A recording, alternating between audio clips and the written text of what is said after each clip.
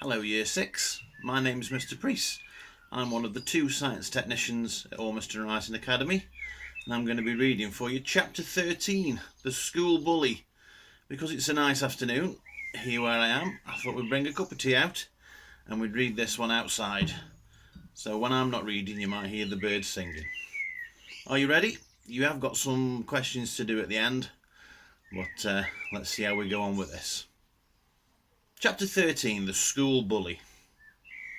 They came for Alex the following morning.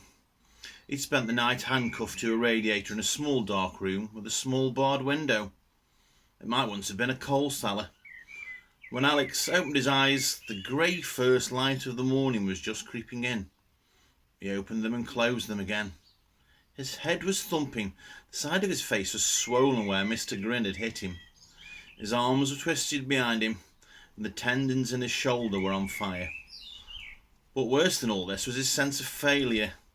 It was April the 1st, the day when the Stormbreakers would be unleashed, and Alex was helpless. He'd let down MI6, his uncle, and himself. It was just before 9 when the door opened and two guards came in with Mr. Grin behind them. The handcuffs were unlocked and Alex was forced to his feet. Then, with a guard holding him on each side, he was marched out of the room and up the flight of stairs. He was still in Sale's house. The stairs led up to the hall with its huge painting of Judgment Day. Alex looked at the figures, writhing in agony on the canvas. If he was right, the image would soon be repeated all over England, and it would happen in just 3 hours' time. The guards half dragged him through a doorway and into the room with the aquarium.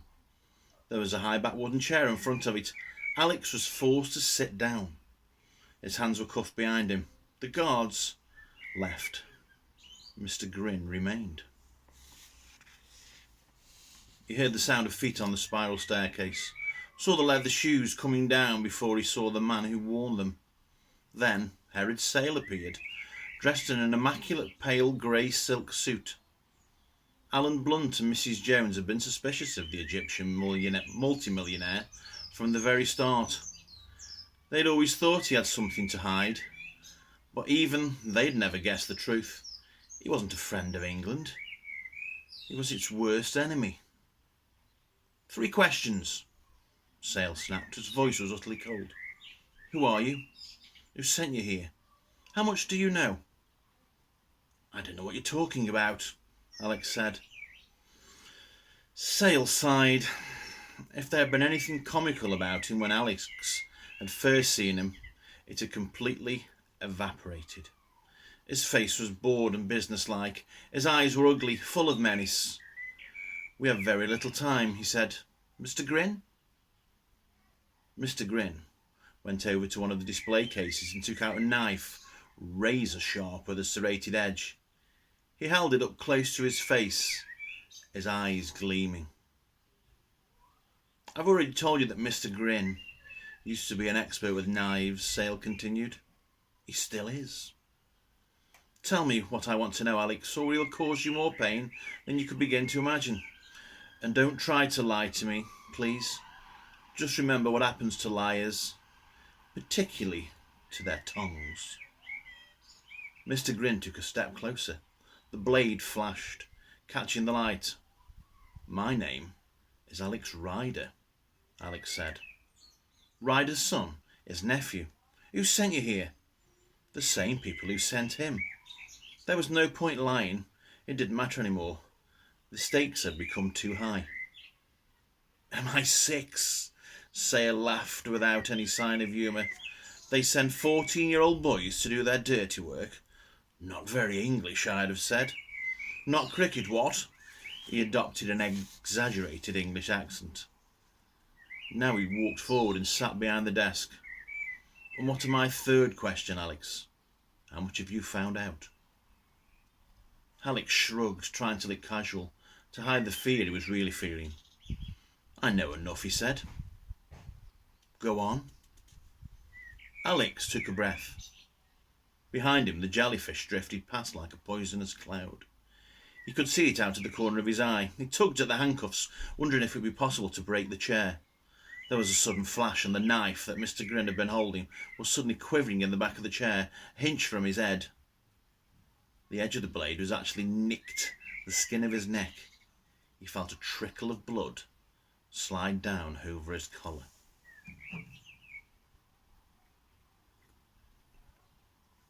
"You're keeping us waiting," Herod Sale said. "All right. When my uncle was here, he became interested in viruses. He asked about them at the local library. I thought he was talking about computer viruses. That was the natural assumption, but I was wrong. I saw what you were doing last night.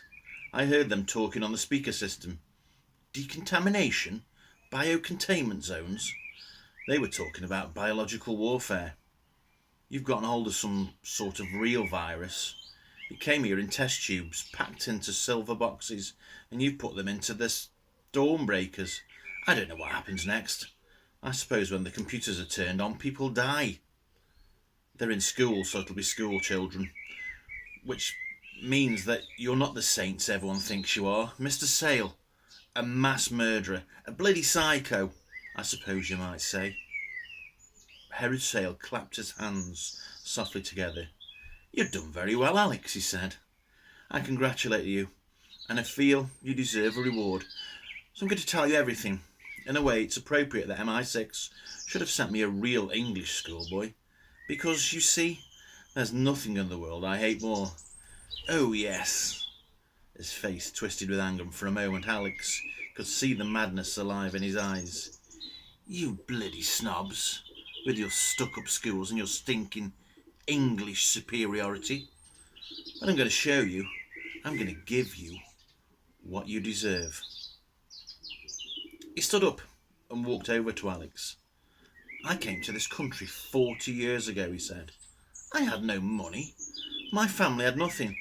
But for a freak accident, I would probably have lived and died in Cairo. Better for you if I had. So much better. I was brought here and educated by an English family. They were grateful to me because I saved their lives. Oh yes, I was grateful to them too. You cannot imagine how I was feeling. To be in London, which I'd always believed to be the heart of civilization, to see such wealth, and to know that I was going to be part of it. I was going to be English. To a child born in the Cairo gutter, it was an impossible dream. But I was soon to learn the reality." Sale leaned forward and yanked the knife out of the chain. He tossed it to Mr. Grin, who caught it and spun it in his hand. "From the moment I arrived at school, I was mocked and bullied. Because of my size, because of my dark skin, because I couldn't speak English well, because I wasn't one of them. They had names for me: Herod Smell, Goat Boy, the Dwarf, and they played tricks on me. Pins on the chair, books stolen and defaced, my trousers ripped off me and hung out on the flagpole underneath the Union Jack." Sale shook his head slowly. "I'd have loved that flag when I first came here," he said. "For only weeks I came to hate it." "Lots of people at school are bullied," Alex began, and stopped as Sale backhanded him viciously across the face. "I haven't finished," Sale said. He was breathing heavily and there was spittle on his lower lip. Alex could see him reliving the past, and once again he allowed the past to destroy him. "There were plenty of bullies in that school," he said, "but there was one who was worse than any of them. He was a small, smarmy shrimp of a boy, but his parents are rich and he had a way with the other children. He knew how to talk his way around them. A politician even then. Oh yes, he could be charming when he wanted to. When there were teachers around, but the moment their backs were turned, he was on to me. He used to organise the others. Let's get the goat boy. Let's push his head in the toilet. He had 1,000 ideas to make my life miserable, and he never stopped thinking up more. All the time he goaded me and taunted me, and there was nothing I could do, because he was popular and I was a foreigner. And do you know who that boy grew up to be? No. But I feel you're going to tell me, Alex said. I'm going to tell you. Yes, he grew up to be the bloody Prime Minister. Sale took out a white silk handkerchief and wiped his face. His bald head was gleaming with sweat. All my life I've been treated the same way, he continued. No matter how successful I've become, how much money I've made, how many people I've employed, I'm still a joke. I'm still Herod Smell, the goat boy, the Cairo tramp. Well, for 40 years I've been planning my revenge, and now, at last, my time has come. Mr. Grin?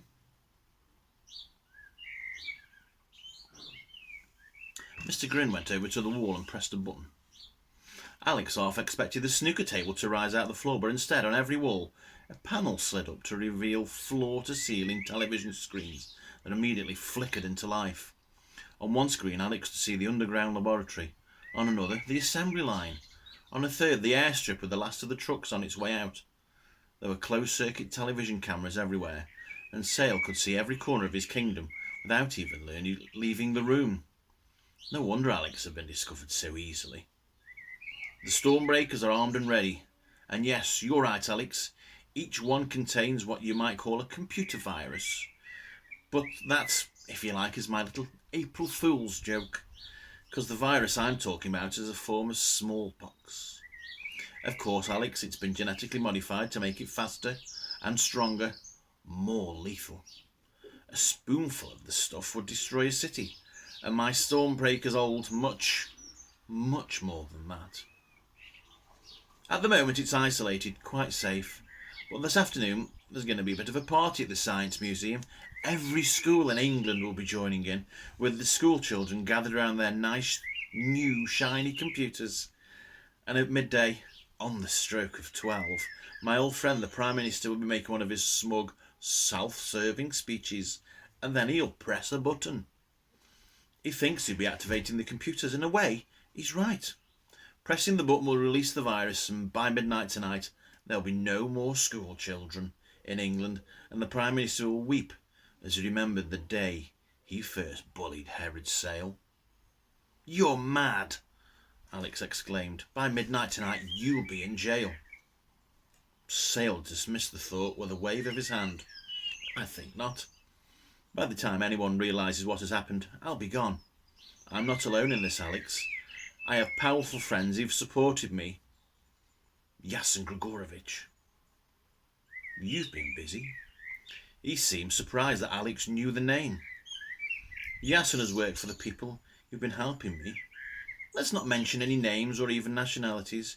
You'd be surprised how many countries there are in the world who loathe the English. Most of Europe, just to begin with, but anyway. He clapped his hands and went back to his desk. Now you know the truth. I'm glad I was able to tell you, Alex. You have no idea how much I hate you. Even when we're playing that stupid game of snooker. I was thinking how much pleasure it would give me to kill you. You're just like the boys I was at school with. Nothing has changed. You haven't changed, Alex said. His cheek was still smarting where Sale had hit him. But he'd heard enough. I'm sorry you were bullied at school, he said. Lots of kids get bullied and they don't turn into nutcases. You're really sad, Mr. Sale, and your plan won't work. I've told MI6 everything I know. They'll be waiting for you at the Science Museum. So will the men in white coats. Sale giggled. Forgive me if I don't believe you, he said. His face was suddenly stone. And perhaps you forget that I warned you about lying to me. Mr. Grin took a step forward, flipping the knife over so that the blade landed in the flat of his hand. I'd like to watch you die, Sale said. Unfortunately, I have a pressing engagement in London. He turned to Mr. Grin. You can walk with me to the helicopter and come back here and kill the boy. Make it slow. Make it painful. We should have kept some of that smallpox back for him. But I'm sure you'll think of something much more creative. He walked to the door, then stopped and turned to Alex. "Goodbye, Alex. It wasn't a pleasure knowing you, but enjoy your death. And remember, you're only going to be the first." The door swung shut.